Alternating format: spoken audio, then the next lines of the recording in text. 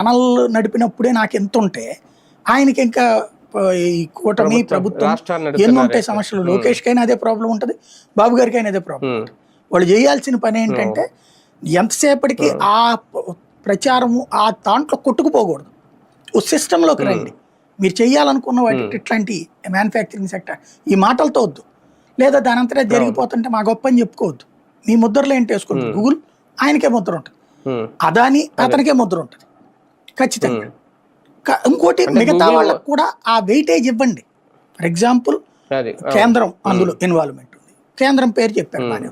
జగన్ టైంలో అదాన్ని కూడా data centre okay అనుకున్నారు, అది వాళ్ళు వీళ్ళతో కలిశారు, అది జగన్ కూడా అభినందిస్తున్నాం అన్నారు అనుకోండి, ఎంత హుందాగా ఉంటుంది.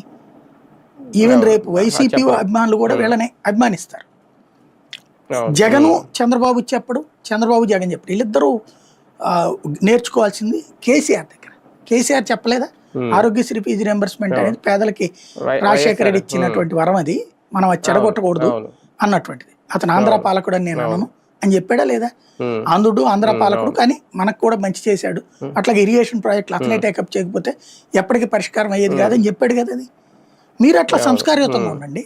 నా కేసీఆర్ వాస్తవంగా అతను ఆంధ్రులు తిట్టిన తిట్లు వాటి మీద నాకు చాలా కోపం, బట్ ఈ విషయాల తర్వాత నాకు అభిమానం ఏర్పడింది. బాధ్యతగా మాట్లాడాడు అట్లాంటి. అలాగే ఆంధ్రులు ఏడిపెచ్చట్లేదు డివిజన్ అయిపోయాక. రాజకీయ పరంగా శత్రుత్వాలు చూసుకున్నారు కానీ వ్యక్తుల పరంగా శత్రుత్వాలు చూసుకోలేదు, మనుషుల పరంగా. మనం అది